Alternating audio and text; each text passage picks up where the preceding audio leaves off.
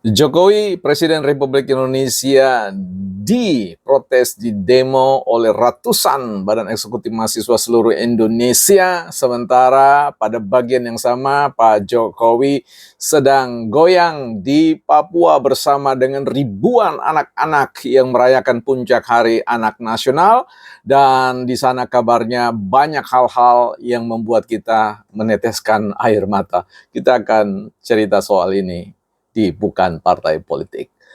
Baik teman-teman, selamat datang di channel Bukan Partai Politik, channelnya kita bersama untuk berbaris bersama-sama untuk membangun argumentasi yang rasional, bernalar, dan tentunya mudah-mudahan menjadi referensi dalam percakapan-percakapan di mana saja terjadi. Hari ini kita akan bahas soal dua fenomena yang berbeda yang menurut saya merupakan otokritik atau kita harus merenung dalam-dalam melihat potret yang berbeda, yang sangat kontras, yang menurut yang satu memalukan, yang satu mengharukan ya. Ini tentu saya tidak mau 100% mengkritik tentang performa mahasiswa BEM ya se-Indonesia katanya yang kemudian habis rapat nasional. Wah, ini betul-betul rapat seperti apa ini ya?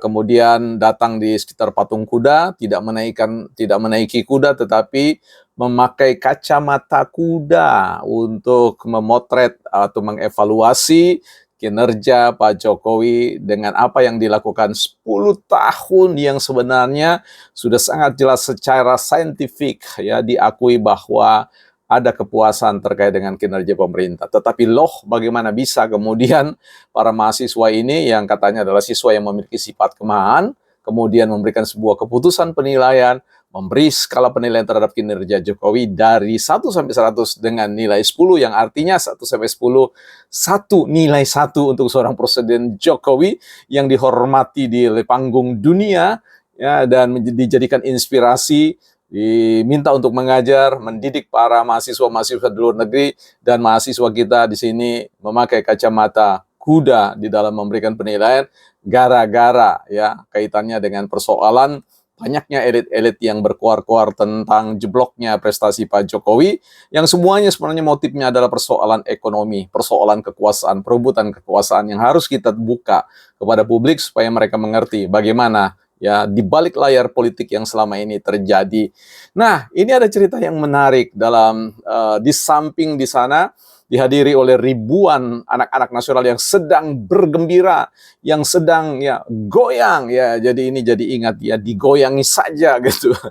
Ya, digoyangi saja. Jadi Pak Jokowi bersama Ibu dan tentu beberapa staf menteri hadir dan kemudian bergoyang bersama, dan Pak Presiden Jokowi mengatakan ya kita tidak berpidato, kita ingin menari, kita ingin bersenang-senang bersama dengan anak-anak. Sementara ya hujan dengan tarian di Jakarta di patung kuda, mahasiswa dihujani dengan semprotan air ya, air, dan banyak orang menangis ya, bukan menangis haru tapi menangis sedih. Mengapa? Mahasiswa kemudian tampil dengan cara yang jauh dari harapan. Ya, mudah-mudahan orang tua tidak sedih menyaksikan ini dan kemudian memanggil pulang anak-anak mereka dan memberikan pencerahan-pencerahan.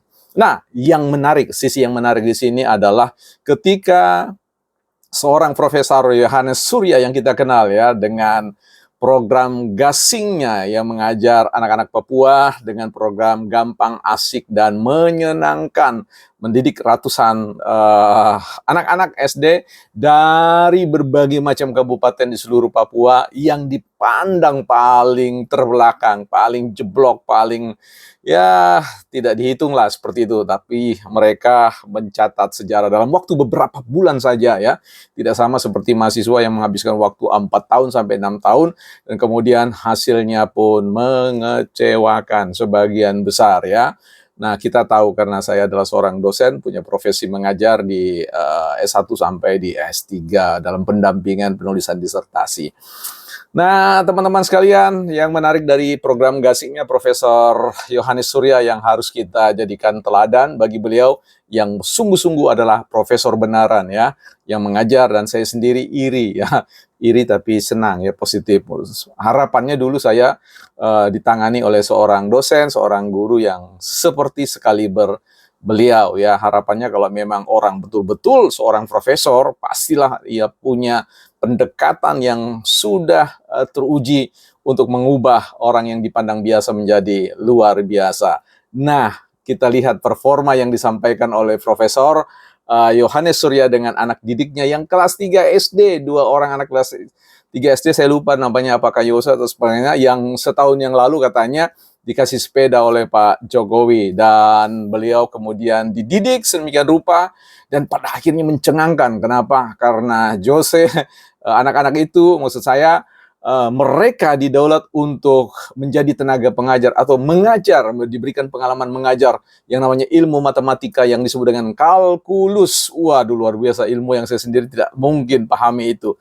Nah, dibandingkan dengan mahasiswa-mahasiswa Sainquote kebanyakan yang ilmunya bukan ilmu kalkulus tapi ilmu akal bulus ya, yang banyak sekali diidap oleh para elit-elit politik yang bahkan sampai level ketua umumnya pun bukan punya menunjukkan kemampuan kalkulusnya tetapi akal bulus sehingga apa yang harusnya ya dimiliki oleh negara ini, kesejahteraan rakyat ini digarong ya, dibegal oleh para elit-elit politik yang penuh dengan akal bulus, sehingga ya kemudian menyamar-nyamarkan ya serigala berbulu domba, dan kemudian mengatakan domba itu adalah serigala dan dia yang adalah serigala adalah domba, dan rakyat mencoba untuk ditipu. Tetapi nah, itu tidak mungkin terjadi karena ini adalah era di mana keterbukaan terjadi, era di mana para katakanlah mereka-mereka yang rasional, yang argumentatif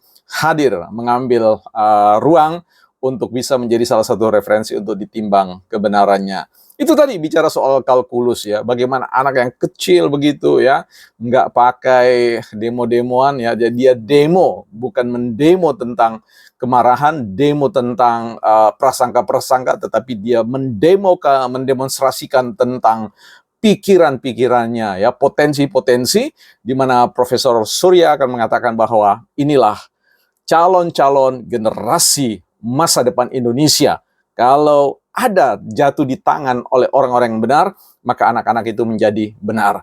Saya kira demonstrasi jalanan sudah selesai. Karena itu buat sobat-sobat mahasiswa, mungkin ini eranya kita berkompetisi dalam ruang media sosial, kita mendemonstrasikan pikiran-pikiran kita di ruang publik, dan mudah-mudahan bisa menjadi salah satu soko guru bagi pembelajaran siapapun di seluruh jagat raya ini.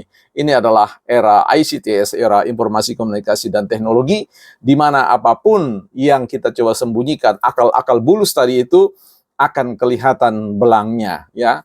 Nah, ini bravo buat Pak Jokowi yang sudah menari, dan kabarnya lebih dari 2.600 anak-anak memecahkan rekor muri. Nah, sementara di Jakarta mahasiswa BEM seluruh Indonesia memecahkan banyak ya pot-pot atau apapun yang kemudian menjadi contoh buruk ya bagi perkembangan demokrasi, dan tentu bicara tentang akhlak intelektual di masa yang akan datang.